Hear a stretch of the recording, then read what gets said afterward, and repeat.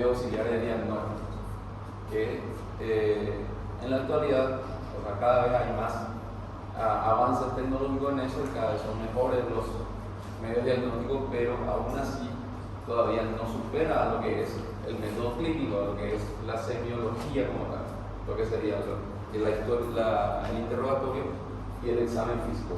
Con eso nosotros tenemos como médicos tenemos que llegar o por lo menos acercarnos a un diagnóstico, y de acuerdo a ese diagnóstico que sospechamos nosotros es que se manda o se debe de indicar los estudios complementarios, no al revés, no como pasa muchas veces, mandan rayo X o mandan ecografía porque no saben, no tienen ni idea de lo que tiene su paciente y esperan que la ecografía o la tomografía le diga el diagnóstico, y debe ser al contrario.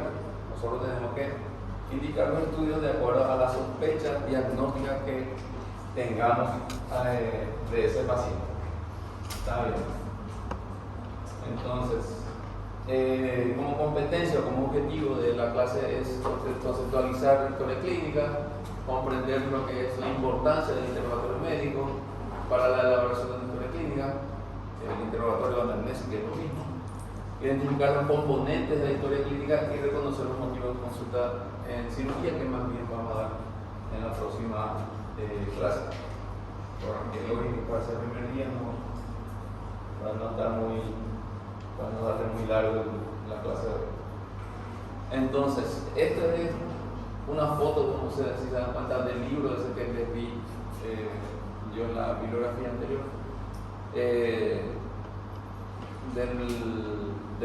libro del Banuno, que como una pequeña introducción es también reforzando un poco lo que les dije. Acá van a tener que empezar a aprender a hablar castellano y guaraní, no el portugués lo van a tener que dejar un poquito de lado, porque para empezar estamos en Paraguay, un país bilingüe, pero lastimosamente eso bilingüe no está el portugués.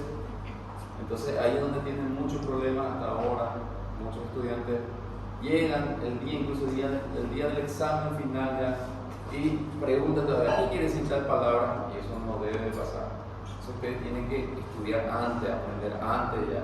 Si leen, tienen su libro, leen su libro y hay una palabra que no entiendan, búsquenlo en el diccionario, en el teléfono. Ahora tienen todas las facilidades del mundo en el internet, traducirlo y comprendan esa palabra, porque les va a servir no solamente como estudiantes, sino después más adelante como médicos. No solo porque son brasileños, la mayoría piensan hasta ahora que terminan y se van a ir a Brasil, pero la vida da muchas vueltas y puede ser que a alguno o más de uno le toque quedarse acá en Paraguay, hacerse médico acá, trabajar como tal, y les va a tocar atender a la población paraguaya, que por acá sí hablan el portugués, porque son fronteras y todo lo demás, pero puede ser, como les dije, da más vueltas la vida y se va un poquito más para allá, más lejos de Salto, y ya nadie entiende portugués, entiende guaraní, entonces tiene que aprender eso. Por eso en el libro mismo dicen, no solamente lo digo yo, que en la elaboración de la historia clínica, la comunicación con el enfermo, así como con los colegas médicos, entre los mismos colegas, obliga al uso adecuado del idioma. En nuestro país se da una particularidad muy especial por el uso tanto del idioma español como del guaraní, y en muchas ocasiones utilizamos una mezcla de ambos, lo que denominamos yo para, o una mezcla. Eso le dice, nosotros no hablamos ni el guaraní puro ni el castellano puro, mezclamos la mayoría de las veces. Entonces, por este motivo resulta sumamente importante conocer las expresiones que el enfermo utiliza cuando acude al médico, porque si nosotros no le entendemos lo que nos dice nuestro paciente, no vamos a poder diagnosticar. Si no diagnosticamos, mucho menos vamos a poder tratarlo. Si ustedes no llegan a un diagnóstico certero, no van a poder poner un tratamiento adecuado a su paciente. En primer término, el médico debe preguntar al paciente, acá, porque es Paraguay, en cuál de los dos idiomas se siente más cómodo para poder hablar. De esta forma, si el enfermo se expresa mejor en el idioma nativo que el guaraní, entonces el médico va a tener que hablar en guaraní, preguntarle en guaraní, para poder sacarle la mayor información posible para poder llegar al diagnóstico de su paciente. Porque, como les dije, si piensan que bueno, no le entiende y le van a indicar tomografía, resonancia, todos los estudios que ustedes quieran, con eso van a diagnosticar, no van a poder diagnosticar. Primero tienen que entender qué es lo que siente ese paciente, por qué viene a consultar, desde cuándo empezó ese problema, cómo fue evolucionando en el tiempo, y eso es lo que le va a llevar a sospechar por lo menos el diagnóstico de su paciente, y de acuerdo a eso, pues por supuesto va a poder ponerle tratamiento. Entonces, como ya queda ahí, no soy yo el que insiste con eso, sino el libro mismo dice. Entonces vamos a ver algunas terminologías que es importante entender para poder hablar después de la materia como tal. Hay más terminologías, sobre todo terminologías médicas, hay muchos.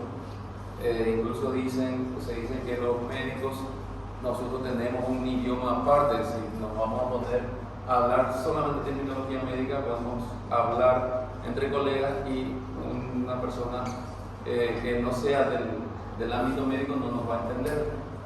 Entonces, de ahí vamos a ver más o menos algunas palabras, como por ejemplo etimología, que la mayoría en el español deriva del griego o del latín.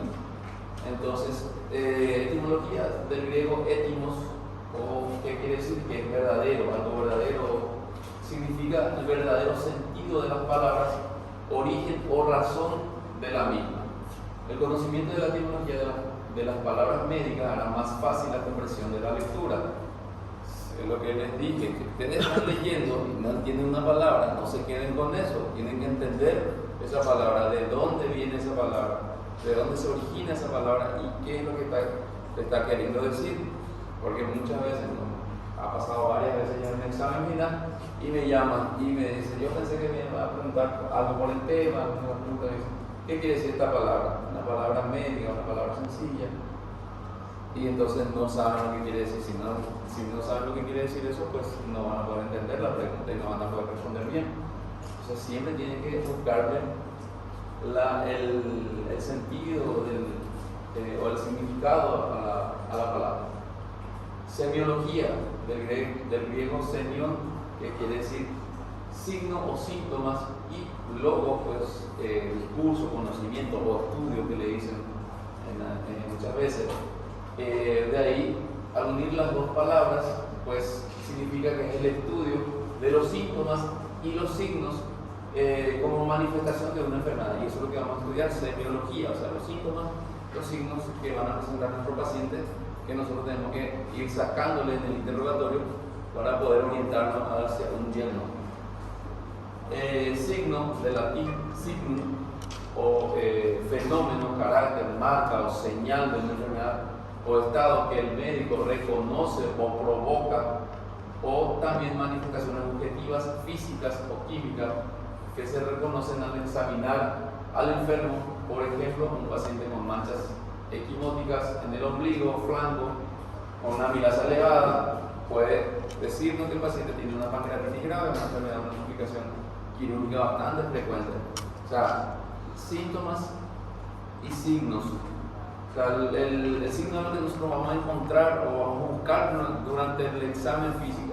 Muchas veces el paciente ya tiene ese signo, lo vamos a buscar más y lo encontramos tanto con la inspección, o sea, viendo, o a veces palpando, muchas veces escuchando, a través de la aplicación, la percusión, podemos encontrar esos signos, pero muchas veces nosotros provocamos que aparezcan esos signos. Cuando no es que se ve, sino que provocamos que aparezca. Por ejemplo, en la apendicitis aguda, el signo de Bloomberg, que es tan famoso, nosotros médicos somos los que provocamos ese signo. Tenemos que apretar fuerte y soltar para que el paciente le dé el dolor, la reacción peritoneal, para que aparezca ese signo. Síntomas, del latín síntoma, y a su vez deriva del griego symptein, que es sobrevenir o coincidir, que serían las manifestaciones de una alteración orgánica o funcional apreciable por el enfermo y a veces por el médico. Se trata de trastornos subjetivos que el enfermo experimenta y que el médico le es difícil comprobar, y solo conoce por medio del interrogatorio. El síntoma o los síntomas es lo que nuestro paciente nos va a decir y no nos queda más de otra que creerle. Entonces no podemos comprobar nosotros. El dolor, por ejemplo, nosotros no podemos comprobar. El paciente te dice que le duele, ¿cómo vas a comprobar? Eso no se mira, no se ve, no se toca, no se escucha. Entonces tenemos que creer, pero muchas veces sí nos da algunos signos que sí nos orientan también a saber si el paciente está mintiendo o no está mintiendo, o está exagerando, tiene dolor pero no es para tanto. Entonces eso ya es cuestión de ir aprendiendo con la práctica, viendo muchos pacientes y nos vamos dando cuenta de esas cosas. Entonces, por ejemplo, el dolor en el epigastrio que aparece en forma nocturna todas las noches y que cede cuando el paciente toma un vaso de leche, orienta hacia una enfermedad ulcerosa. El paciente que te dice que le duele, pero toma un vaso de leche y se le alivia, lo más probable es que tenga una úlcera en el estómago, una úlcera gástrica. Entonces, ya por ahí uno ya se va orientando con lo que te dice el paciente, ya a veces ya uno sabe qué diagnóstico tiene el paciente. Entonces, por eso es importante escuchar al paciente, entender al paciente. Y por último, lo que es el síndrome, del griego síndrome o correr juntos, que van juntos, serían la serie de síntomas y signos que evolucionan más o menos simultáneamente y van a definir a una enfermedad. Empiezan los síntomas y al mismo tiempo empiezan los signos también, que siempre van a estar juntos y definen lo que es una enfermedad. Por ejemplo, la apendicitis, que es el cuadro clínico que siempre vamos a estar hablando. El paciente empieza con dolor, es su síntoma, dolor que empieza en el epigastrio, baja fosa ilíaca derecha, pero al mismo tiempo ya va a tener un signo, que es el signo de Bloomberg, que a usted le toca ahí y le duele. Entonces, porque muchas veces el paciente tiene el dolor en el epigastrio muy parecido al de la apendicitis, pero no tiene el signo, tiene otro, no tiene ningún signo, o a veces presenta otro tipo de signos que nos ayuda a descartar la posibilidad de que se trate de una apendicitis. O sea, siempre tienen que estar ellos juntos para poder definir lo que es una enfermedad. ¿Entendieron esto? Entonces, ¿qué es la historia clínica? Que es lo que les pregunté recién, y la mayoría contestaron muy bien, así que yo ahí ya casi que desde darle la clase pues ya se sabe el tema. Entonces, la historia clínica es la narración ordenada y detallada de los acontecimientos psicofísicos y sociales pasados y presentes referidos a una persona que surgen de la anamnesis, del examen físico y de la elaboración intelectual del médico que permite emitir un diagnóstico de salud o enfermedad. Es lo mismo que ustedes dijeron, solo que así un poquito disperso y acá un poquito más decorado. Pero si se dan cuenta, hay una parte muy importante que es la parte intelectual del médico. Si ustedes no conocen, si ustedes no saben la enfermedad, por más fácil que sea, o por más que el paciente venga y te diga todo, incluso te diga los signos que presenta, si ustedes no saben que en la apendicitis aguda empieza con dolor en el epigastrio, que después migra en fosa ilíaca derecha, se acompaña de náuseas y o vómitos, puede presentar fiebre, dolor a la descompresión de la fosa ilíaca derecha. Si ustedes no se saben eso, por más que el paciente se lo diga, ustedes no van a saber qué es una apendicitis y lo que está teniendo su paciente. O sea, no es que van a hacer interrogatorio nada más y ya con eso van a saber diagnosticar. Se tiene que saber el tema también, ¿entienden? Tienen que tener conocimiento médico, por eso tienen que estudiar. Entonces, ¿cuáles serían las características de la historia clínica? Las características principales de una historia clínica son este carácter médico. ¿Por qué médico? Porque nos ayuda médicamente, nos da todos los datos de la enfermedad que pueda presentar nuestro paciente y llegar al diagnóstico. Su objetivo fundamental es el diagnóstico del paciente. A eso apunta la historia clínica. Todo lo que hagamos nosotros, el objetivo va a ser el diagnóstico. Por eso Porque si llegamos al diagnóstico podemos tratarlo, si no llegamos al diagnóstico no vamos a poder tratar al paciente. Entonces, es científico porque se hacen investigaciones, estudios, entonces es de carácter legal. De hecho, hay una parte, en algunos casos se define que la historia clínica es un documento médico legal. Van a escuchar mucho esa palabra. Tiene carácter médico, por lo que ya dijimos, y la parte legal, porque eso es, la historia clínica es un documento oficial, un documento legal, porque es lo que nos va a ayudar como médico a defendernos o a hundirnos en caso de que haya alguna denuncia, porque nosotros estamos, como médicos, siempre estamos expuestos a eso. Muchas veces no es porque nosotros, como piensa la gente, que queremos hacerle daño a nuestro paciente, a la persona, no es así. Pero cometemos errores, somos humanos también y podemos cometer errores que cuando el médico, lo malo es que cuando el médico comete un error, pues lo que está en juego es la vida del paciente y que casi siempre termina en un fallecido. Entonces, al haber eso, pues ya hay demanda, hay denuncia, y entonces la historia clínica es lo que le puede defender. Todo lo que te haga o deje de hacer en un paciente tiene que estar escrito en la historia clínica, tiene que escribir con la fecha y la hora en que se hizo o no se hizo y por qué no se hizo, si es que no se hizo tal procedimiento. Entonces, por eso es la parte legal, por eso tiene que estar bien escrito, sin borrones, sin tachaduras, sin errores ortográficos, así como dicen en su examen final, muchas veces en el encabezado, no sé si han leído, que dicen que no se admitirá tachaduras ni borrones.